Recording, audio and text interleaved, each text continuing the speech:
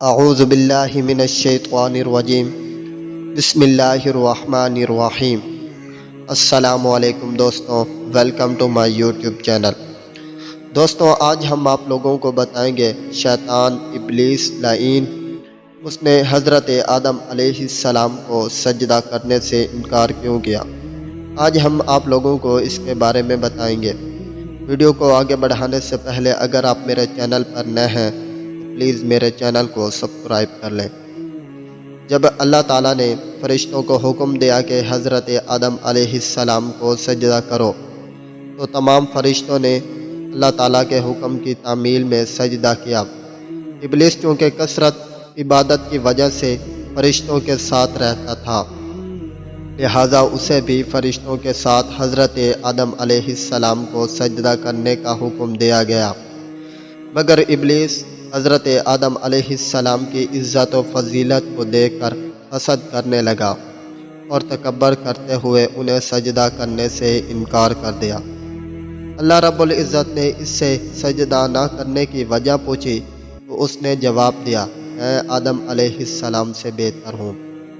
آگے فرمان الہی ہے جس کا ترجمہ یہ ہے، اللہ تعالیٰ نے فرمایا، اے ابلیس، تجھے سجدہ کرنے سے کس چیز نے روکا جبکہ میں نے تجھے حکم دیا تھا۔ اس ابلیس نے کہا، میں آدم علیہ السلام سے بہتر ہوں، آپ نے مجھے آگ سے پیدا کیا ہے اور اس کو مٹی سے پیدا کیا ہے۔ بس تمام فرشتوں نے سجدہ کیا سوائے ابلیس کے۔ اس نے سجدہ کرنے والوں کا ساتھ دینے سے صاف انکار کر دیا۔ اللہ تعالیٰ نے پوچھا، اے ابلیس، تجھے کیا ہوا کہ تو سجدہ کرنے والوں میں سے شامل نہ ہوا؟ اس ابلیس نے کہا، میں ایسے انسان کو سجدہ نہیں کر سکتا جسے آپ نے کالی سڑی ہوئی کھنکھاٹی مٹی سے پیدا کیا۔ رسول اکرم صلی اللہ علیہ وسلم نے فرمایا، فرشتے نور سے، جن آگ کے شعلے سے اور آدم علیہ السلام اس چیز یعنی مٹی سے پیدا کیے گئے ہیں جس کا تمہیں علم ہو چکا ہے۔ ابلیس کا تکبر اور اس کا انجام۔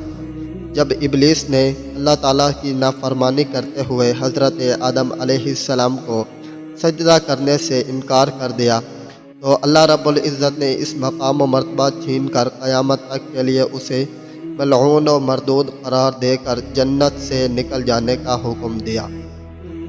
آگے فرمان الہی ہے جس کا ترجمہ یہ ہے، اللہ تعالیٰ نے فرمایا، اے ابلیس، تو یہاں جنت سے نکل جا، بے شک تو مردود ہے، بلا شبہ قیامت کے دن تک تجھ پر میری لعنت برستی رہے گی۔ سورۃ الحجرات جس کا ترجمہ یہ ہے، اللہ تعالیٰ نے فرمایا، تو یہاں جنت سے اتر جا، اس لیے کہ تجھے کوئی حق نہیں کہ تو یہاں جنت میں رہ کر تکبر کرے، لہٰذا تو نکل جا، بے شک تو ذلیلوں میں سے ہے۔ آگے سورۃ الاعراف آیت نمبر 13، اس میں اللہ تعالیٰ نے فرمایا ہے کہ یہاں سے ذلیل و خوار ہو کر نکل جا، لہٰذا ان انسانوں میں سے جو بھی تیرا کہنا مانے گا میں ضرور تم سب کو جہنم سے بھر دوں گا۔ حدیث نبی ہے، رسول اکرم صلی اللہ علیہ وسلم نے فرمایا، جب ابن آدم قرآن مجید میں سے سجدے والی آیات کو تلاوت کرنے کے بعد سجدہ کرتا ہے تو شیطان ایک طرف ہو کر رونے لگتا ہے اور کہتا ہے، ہائے افسوس، ابن آدم کو سجدہ کرنے کا حکم ہوا تو اس نے سجدہ کر لیا، اس لیے اسے جنت ملے گی۔ مجھے سجدہ کرنے کا حکم ہوا، میں نے انکار کر دیا، اس لیے مجھے جہنم ملے گی۔ حضرت آدم علیہ السلام کی فرشتوں پر علمی برتری۔ حضرت آدم علیہ السلام کو اللہ تعالیٰ نے اپنے ہاتھ سے تخلیق فرما کر بلند مرتبہ عطا کیا اور فرشتوں سے سجدہ کروا کر آپ علیہ السلام کے شرف و منزلت پر مہر تصدیق لگا دی۔ پھر آپ علیہ السلام کو مختلف چیزوں کے نام سکھا کر فرشتوں پر علمی برتری ثابت کی۔ جب اللہ عز و جل نے وہی نام فرشتوں سے پوچھے تو فرشتوں نے عرض کیا، ہمیں تو صرف وہی علم ہے جو آپ نے ہمیں عطا کیا۔ آگے فرمان الہی ہے جس کا ترجمہ یہ ہے، اور اللہ تعالیٰ نے حضرت آدم علیہ السلام کو تمام اشیاء کے نام سکھا دیے، پھر ان چیزوں کو فرشتوں کے سامنے پیش کیا اور فرمایا کہ مجھے ان چیزوں کے نام بتاؤ اگر تم سچے ہو۔ ان سب نے کہا اے اللہ آپ کی ذات ہر عیب سے پاک ہے، ہمیں تو صرف اتنا ہی علم ہے جتنا آپ نے ہمیں سکھایا ہے، بے شک آپ کامل علم رکھنے والے حکمت والے ہیں۔